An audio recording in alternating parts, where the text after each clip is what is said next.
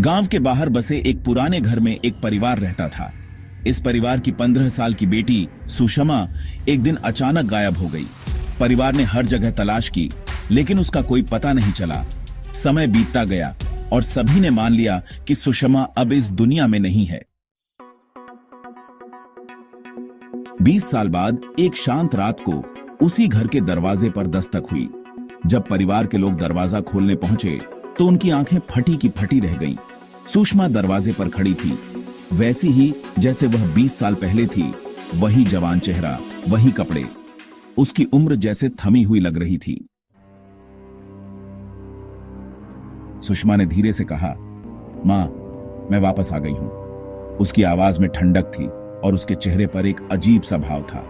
परिवार ने खुशी के साथ उसे अंदर बुलाया, लेकिन जल्द ही वे महसूस करने लगे कि कुछ ठीक नहीं है। सुषमा रात को अकेले बैठकर अजीब अजीब बातें करती थी। उसकी छाया कई बार दीवारों पर अजीब आकृतियां बनाती थी। एक रात सुषमा की मां ने उससे पूछा, तू 20 साल तक कहां थी? सुषमा ने बिना किसी हाव भाव के कहा, मैंने उस समय को रोक दिया था। अब मैं हमेशा आपके साथ रहूंगी, लेकिन जिस दिन आपने मुझसे दूर होने की कोशिश की, सब खत्म हो जाएगा। उस रात के बाद पूरे घर में डर का माहौल छा गया। गांव के लोग कहते हैं कि सुषमा कोई साधारण लड़की नहीं थी। वह कुछ अलौकिक शक्ति के कारण वापस आई थी।